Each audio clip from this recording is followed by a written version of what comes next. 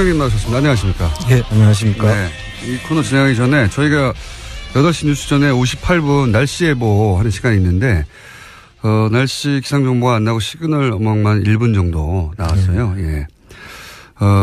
알고 봤더니 기상정보를 전하는 분이 전날 밤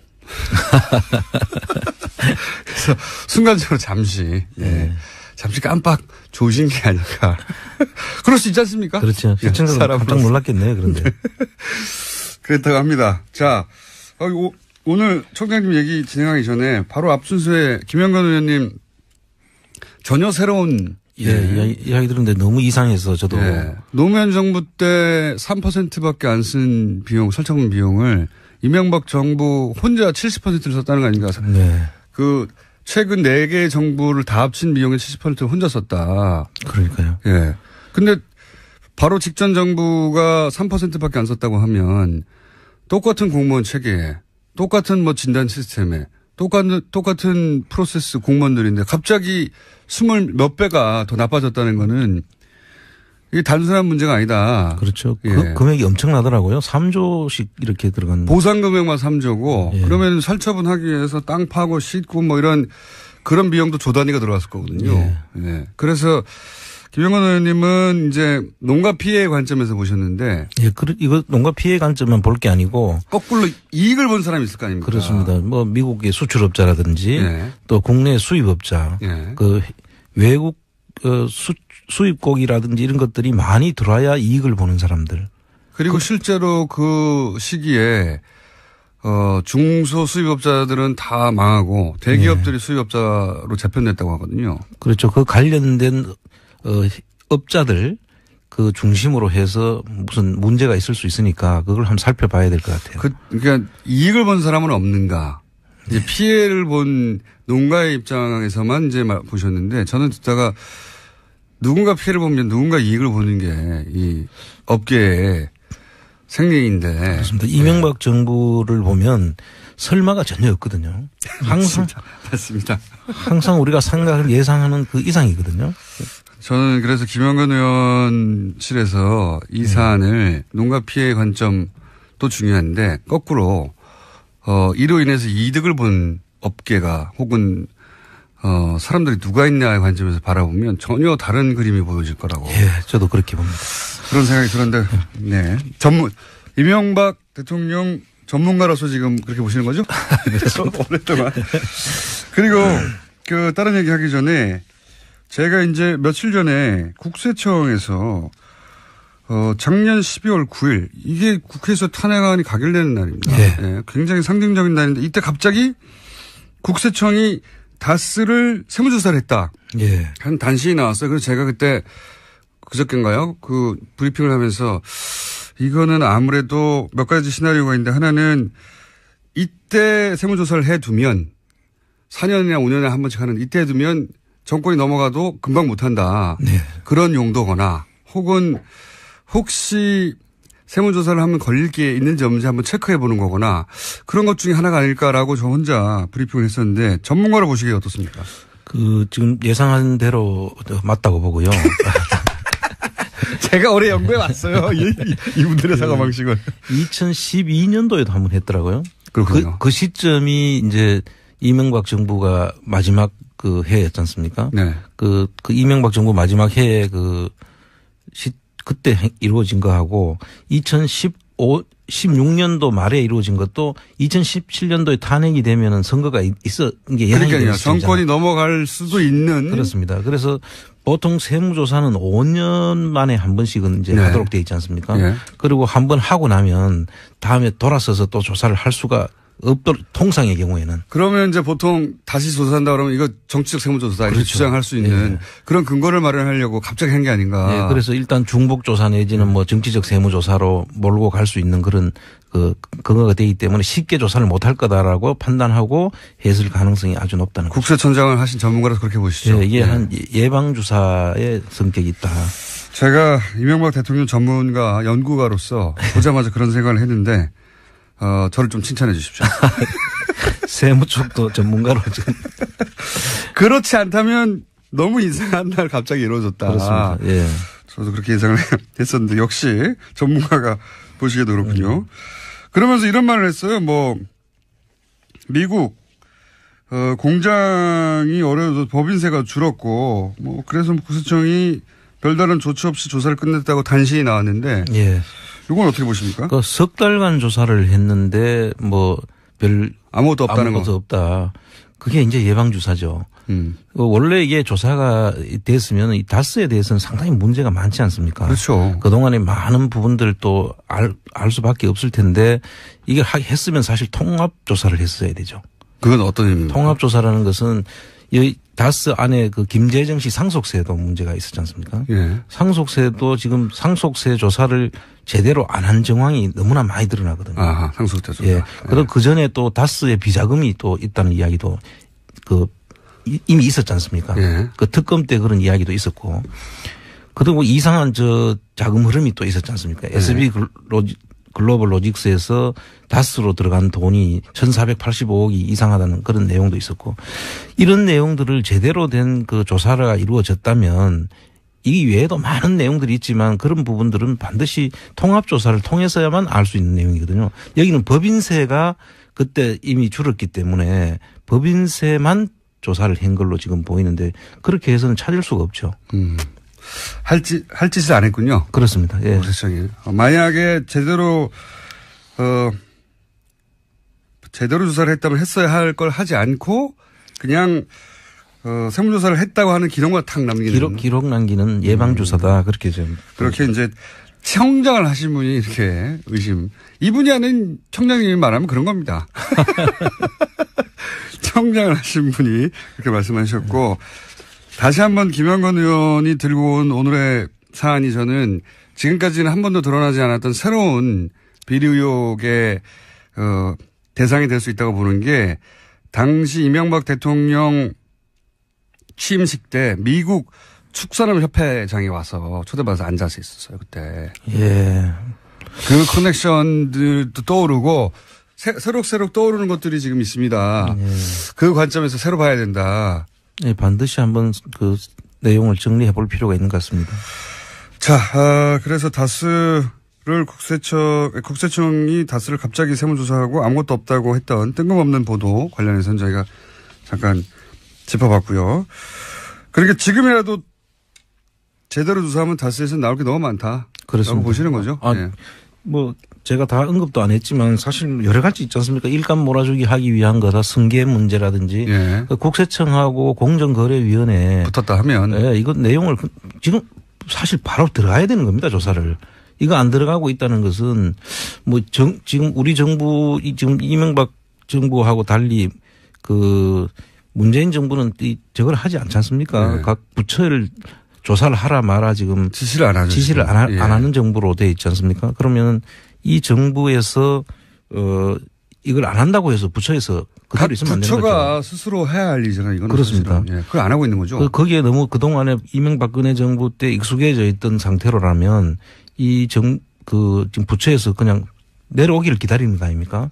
그런데 지금 문재인 정부는 아마 이걸 하라 마라 소리를 안 할 거예요. 검찰에도 그걸 안 해가지고. 네. 예. 검찰도 답답하다고 하고 거꾸로 검찰이 그럼 우리가 알아서 할게 해서 갑자기 전병헌 수석 나오고 그러면 또 청와대에서 우리한테 말도 안 했다고 그러고 뭐 이런 상황이기 때문에 다른 부처들도 기다리고 있을 게 아니죠. 예, 지금 기다리고 있으면 계속 내려오지 않을 거니까 그럼 일을 못 하는 거죠. 안 하는 거죠. 국민들한테 아마 저항에 상당히 부딪힐 것이다. 저는 그렇게 보고 있습니다. 더군다나 이제 청장을 지내신 분이 저희 방송과 함께하기 때문에 국세청을 너무 잘 아는 분이 여기 계시기 때문에 앞으로 계속 국세청에 대해서 이거 왜 안 하냐고 계속 묻겠습니다. 저희는 방송을 통해서. 자, 이제 중요한 얘기 하셔야죠. 플랜 다스의 계획 어떻게 돼갑니까?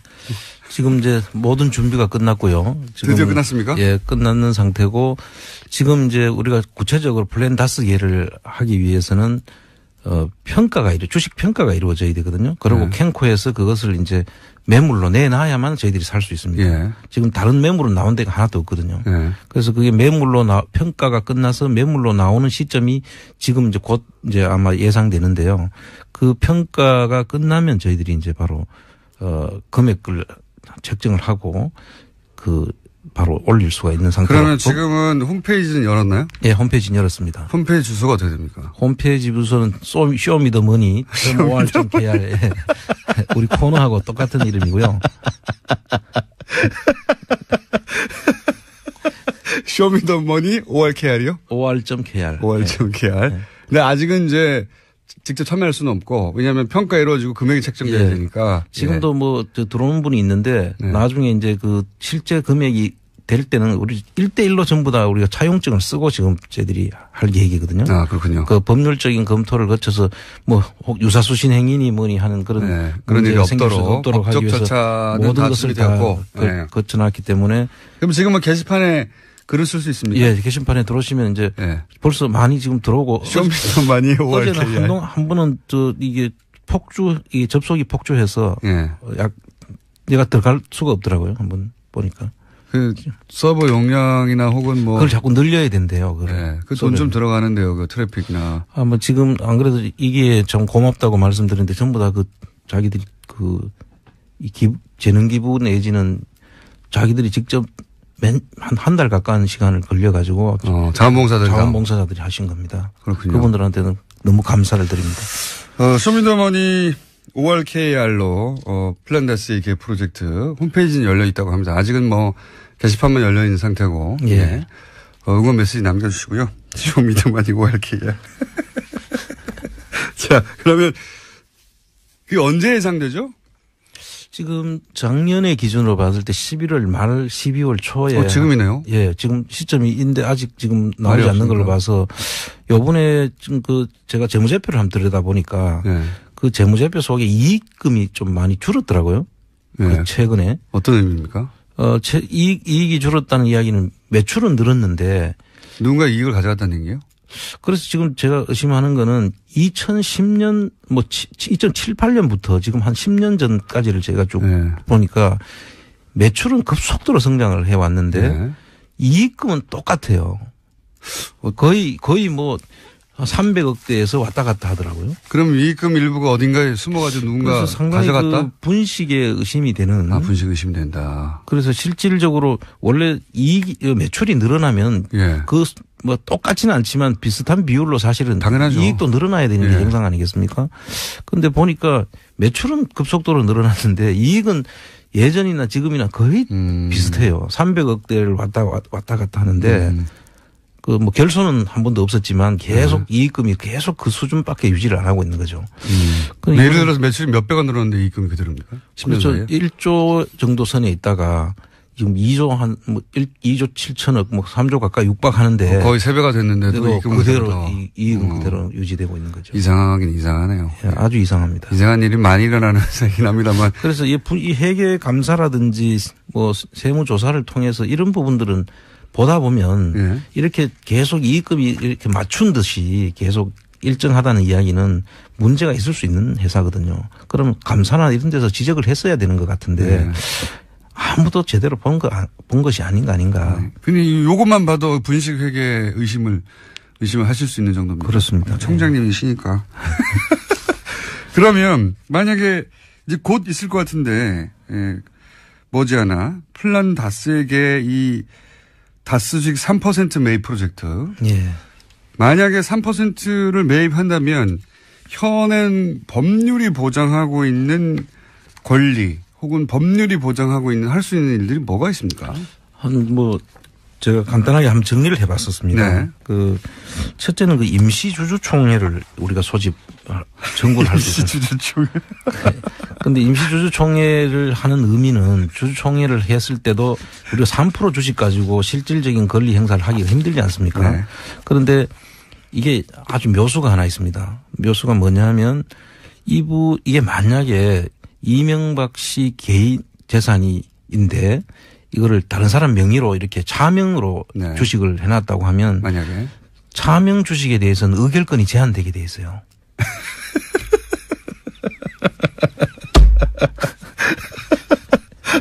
그러면 지금 대부분의 이명박 주식의 차명으로 의심되는 재산이 의결권이 제한되면 저희들이 3%가 대주주가 되는 거 아닙니까? 의결권을 행사할 수 있는? 의결권을 행사를 이제 저희들이 국가가 가지고 있는 캔코 주식 다 합하면 19.98% 정도 되니까요.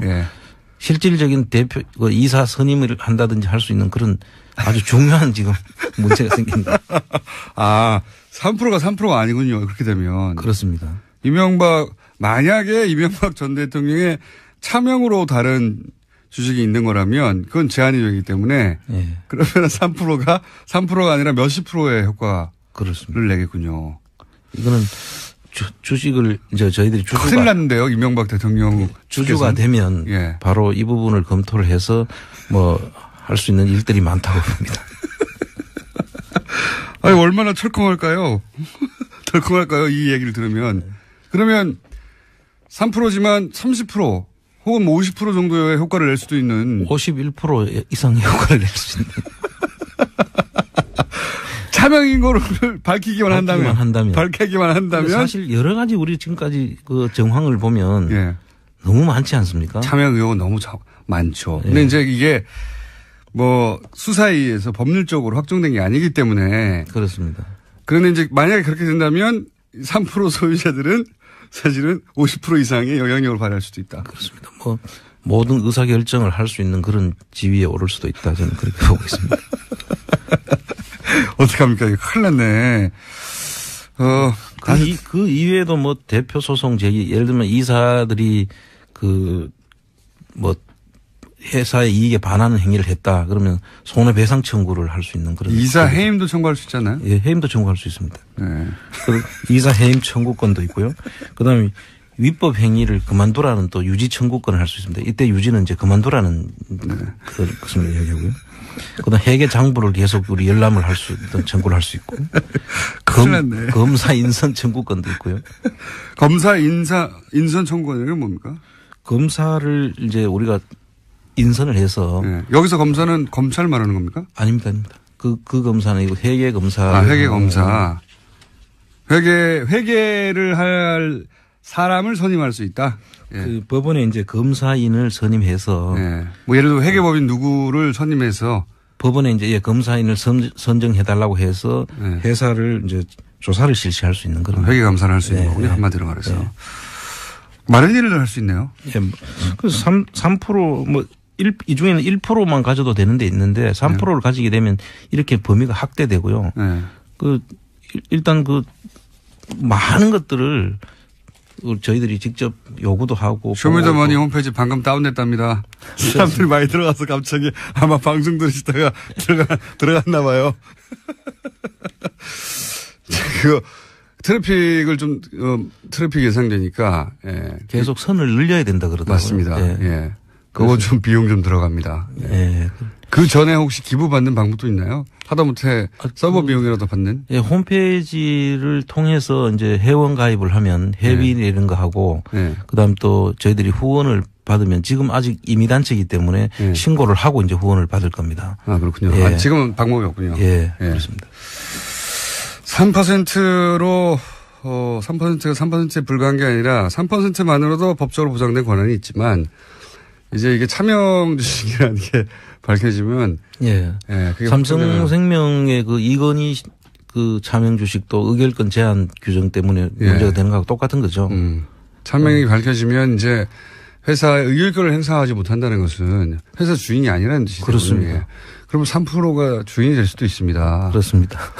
이게 생각보다 큰일이네요. 그렇게 큰 회사를 3%를 모아가지고 사실상 좌지우지할 수도 있는 큰일 났습니다. 이 뉴스를 만약에 실소유주들이 들으면 큰일 났다고 생각할 것 같아요. 그래서 얼마나 미울까요? 한 가지 플란다스의 계는 홈페이지 연결돼 있다는 거 말씀드리고 근데 지금 사람들이 많이 접속해가지고 계속 뭐랄까 이건 디도스 상태죠. 많은 분이 접속해가지고 예. 합법적인 디도스 상태고요. 좀 기다렸다 하십시오. 제가 한 가지 더 보고 싶은 건 2조 5천억 정도 역외 탈세를 2015년에 갑자기 봐줘가지고 합법화하도록 도와줬다는 거 아닙니까? 그래서 거기에 세금도 안 물리고 법적 처벌도 하지 않고 이런 전례가 있습니까? 전례가 전혀 없었죠. 전번에 제가 그 부분에 대해서는. 짧게 한 말씀하셨는데 그때는 5천억 정도였는데 이번에 2조 5천억이라는 게. 그 2조 5천억 속에 5천억을 그때 의심했던 거고요. 네. 그 당시에 그 내용을 보면은 최경환 전 장관하고 네. 그 법무부 장관 두 사람 이름으로 이제 그거를 이야기를 했더라고요. 예. 그런데 뜬금없이 갑자기 그렇게 하는 것은 있을 수 없는 거죠. 그 액수도 어마어마하지만 예. 액수도 뭐 2조 단위 사실은 이거 비자금을 합법화시켜준 거잖아요. 그렇게 봐요. 해외에 빼돌렸던 비자금을 예. 그냥 정상적인 돈으로 만들어준 거 아닙니까? 예. 그렇게 함으로 해서 그동안에 있었던 그 돈이 나가는 과정도 있지 않겠습니까? 예. 돈이 나갈 때는 회사 돈을 횡령했을 수도 있고. 그렇죠. 해외에서 또 신고해야 될 소득이 있었는데 그걸 신고 안 하고 거기에 묻어뒀을 네. 수도 있고 네. 또 해외 간의 거래에서 뭐 예를 들면 무기 거래 같은 경우에 받아가지고 국내에 안 들어오고 외국에서 네. 그냥 남아 있는 경우도 있을 수 있고 뭐 이런 것들은 그 원인을 따져가지고 사실 형사처벌이 돼야 될 사항들이죠. 형사처벌되면 많은 사람이 엄청나게 긴 기간 갈 수 있는 액수죠 이게. 그렇죠. 엄청난 게 큰 문제죠. 그런데 그거를 그 특정한 기간을 왜 그 기간으로 했는지도 한번 봐야 될 부분이고. 그때가 이제 사실은 박근혜 대통령하고 이재용 예. 부회장하고 딜이 왔다 갔다 하는 그런 시점들 아닙니까 사실은 그때가. 그렇습니다. 예. 그래서 이 정도 이런 일은 없었고 그리고 이로 인해서 입을 수 있는 특혜도 어마어마한데 예. 이게 그냥 국토처장 혼자서 결정할 수 있는 일은 절대 아니지 않습니까? 예. 부총리가 발표를 했더라고요. 네. 그 기간을 열어가지고. 네. 그래서 국세청의 입장에서 보면 그런 부분들은 사실 국민들이 알 수 있도록 해야 되는 거죠. 이런 걸. 왜 했는지도 예. 알아야 되고. 왜 그렇게 하게 됐는지 국민들이 납득이 가는 네. 그런 조치를 할 때는 알려주고 해야 될 거죠. 그때 그래서 삼성이 2조 5천억의 금액이 이렇게 해서 합법화됐다는 얘기 안 했어요. 아무도.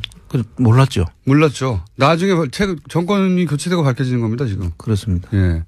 이거 매우 의심스러우시죠? 매우 의심스럽죠. 매우, 이거는, 왜 그 시기에 하필 그렇게 했으면 IMF 때 그 은행들끼리 그 채권을 확보하기 위해서 서로 협의하는 상황에서는 이런 초법적인 조치를 한 경우가 있었습니다. 특수한 네. 경우에. 그런데 그런 상황이 아닌 상태에서 이렇게 초법적인 조치를 하는 것은 이해하기 힘든 부분이죠. 만약에 여기 정상적으로 추징을 한다면 얼마나 추징할 수 있는 겁니까? 아니 이제 범죄 수익 같으면 다 몰수를 해야죠. 몰수군요. 이게 범죄 수익인지 아닌지를 이제 먼저 봐야 되고요. 그런데 그 세금만 받고 말았다는 거 아닙니까? 그렇죠. 네. 그것도 그냥 정상적인 돈일 경우로 상정하고 세금만 받고 말았다는 건데. 그렇습니다. 정상적인 거를 왜 이렇게 들여왔겠어요? 그렇죠. 정상적이라면 다 그냥 들어왔겠죠. 그렇습니다. 예. 정상적으로 처리할 수 없었으니까 요 기회를 일부러 열어서 이 돈이 들어온 것이고 그건 몰수군요, 몰수. 예. 예. 그게 범죄 수익이라면 다 몰수를 해야죠. 범죄 수익으로 확정된다면. 알겠습니다. 자, 플란다스의 개 드디어 홈페이지는 열렸고요. 3%는 생각보다 훨씬 막강한 힘을 발휘할 수 있는데 법적으로도 만약에 차명 주식이라는 게 밝혀지면 나머지 유예권이 다 제한되기 때문에 3%가 50% 이상의 힘을 발휘할 수 있게 된다 하는 새로운 소식도 알려드리고 지금 현재는 접속자가 많아서 예. 그러면 경영권은 어떻게 됩니까? 경영권도 이사들 해임할 수 있는 건 아니니까요. 3%가 차명 주식으로 밝혀지면 경영권 행사를 실질적으로 할 수 있는 그런 게 아까 51% 효과가 있다는 게 그런 겁니다. 네. 참 좋아요. 이거 큰일 났는데 3%로 경영진을 교체할 수도 있겠군요. 이제 그 사이에 이제 차명 주식을 저희들이 밝혀야죠. 네. 청장님? 예. 저 뭐 하나 시켜주세요, 그럼. 부회장이나 그런 거 좀 시켜주세요. 자, 홈페이지 열렸습니다. 네. 아직 받고 있지는 않습니다만 열렸습니다. 너무 접속자가 많아서, 예. 오늘 저녁에나 한번 다시 해보시고 지금은 폭주하고 있어서 안 열리 나옵니다. 오늘 여기까지 하겠습니다. 안원구 전 대구지방국세청장이자 플란다스의 개주였습니다. 감사합니다. 예, 감사합니다. 들어간 돈이 1,485억이 이상하다는 그런 내용도 있었고 이런 내용들을 제대로 된 그 조사가 이루어졌다면 이 외에도 많은 내용들이 있지만 그런 부분들은 반드시 통합조사를 통해서야만 알 수 있는 내용이거든요. 여기는 법인세가 그때 이미 줄었기 때문에 법인세만 조사를 한 걸로 지금 보이는데 그렇게 해서는 찾을 수가 없죠. 할 짓을 안 했군요. 그렇습니다. 예. 만약에 제대로 조사를 했다면 했어야 할 걸 하지 않고 그냥 세무조사를 했다고 하는 기록만 탁 남기는. 기록 남기는 예방주사다. 그렇게 좀. 그렇게 이제 청장을 하신 분이 이렇게 의심. 이분이 하는 청장님이 말하면 그런 겁니다. 청장을 하신 분이 그렇게 말씀하셨고 다시 한번 김영건 의원이 들고 온 오늘의 사안이 저는 지금까지는 한 번도 드러나지 않았던 새로운 비리 의혹의 대상이 될 수 있다고 보는 게 당시 이명박 대통령 취임식 때 미국 축산업협회장이 와서 초대받아서 앉아서 있었어요, 그때. 예. 그 커넥션들도 떠오르고 새록새록 떠오르는 것들이 지금 있습니다. 예. 그 관점에서 새로 봐야 된다. 예, 반드시 한번 그 내용을 정리해 볼 필요가 있는 것 같습니다. 자, 그래서 다스를 국세청이 다스를 갑자기 세무조사하고 아무것도 없다고 했던 뜬금없는 보도 관련해서는 저희가 잠깐 짚어봤고요. 그러니까 지금이라도 제대로 조사하면 다스에서 나올 게 너무 많다. 그렇습니다. 라고 보시는 거죠? 네. 뭐 제가 다 언급도 안 했지만 사실 여러 가지 있지 않습니까? 일감 몰아주기 하기 위한 거다. 승계 문제라든지 예. 국세청하고 공정거래위원회 붙었다 하면 이거 내용을 지금 사실 바로 들어가야 되는 겁니다. 조사를. 이거 안 들어가고 있다는 것은 뭐 지금 우리 정부 지금 이명박 정부하고 달리 그 문재인 정부는 저걸 하지 않지 않습니까? 네. 각 부처를 조사를 하라 마라 지금 지시를 안 하죠. 지시를 안 하는 정부로 돼 있지 않습니까? 그러면 이 정부에서 이걸 안 한다고 해서 부처에서 그대로 있으면 안 되는 거죠. 부처가 스스로 해야 할 일이잖아요. 이거는 그렇습니다. 예. 그걸 안 하고 있는 거죠. 거기에 너무 그동안에 이명박근혜 정부 때 익숙해져 있던 상태로라면 지금 부처에서 그냥 내려오기를 기다리는 거 아닙니까? 그런데 지금 문재인 정부는 아마 이걸 하라 마라 소리를 안 할 거예요. 검찰에도 그걸 안 해가지고. 네. 예.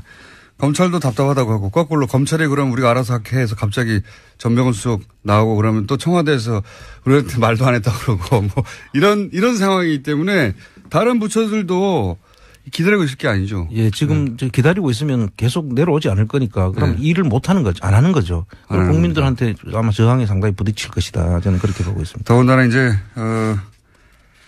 청장을 지내신 분이 저희 방송과 함께 하기 때문에 국세청을 너무 잘 아는 분이 여기 계시기 때문에 앞으로 계속 국세청에 대해서 이거 왜 안 하냐고 계속 묻겠습니다. 저희는 방송을 통해서. 자, 이제 중요한 얘기 하셔야죠. 플랜 다스의 계획 어떻게 돼갑니까?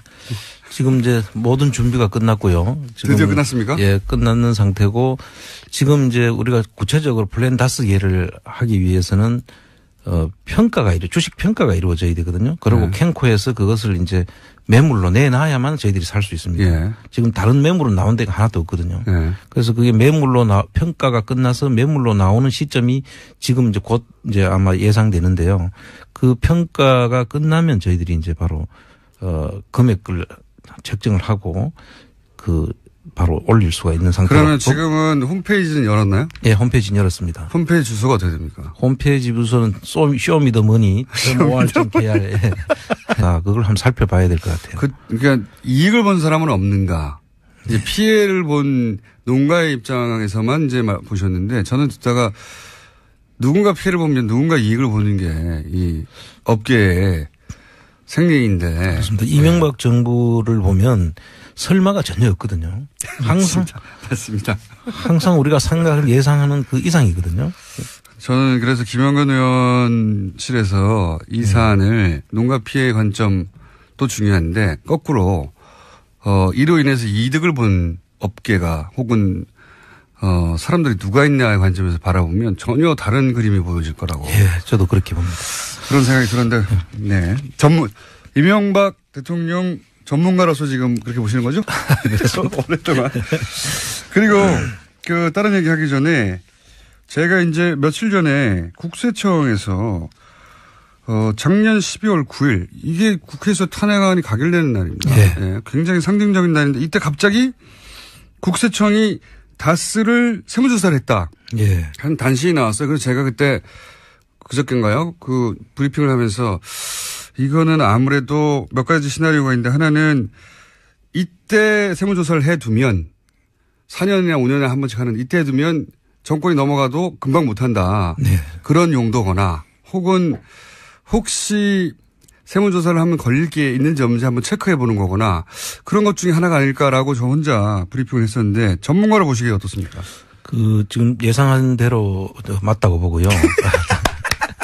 제가 올해 연구해 왔어요. 이분들의 사과 방식을.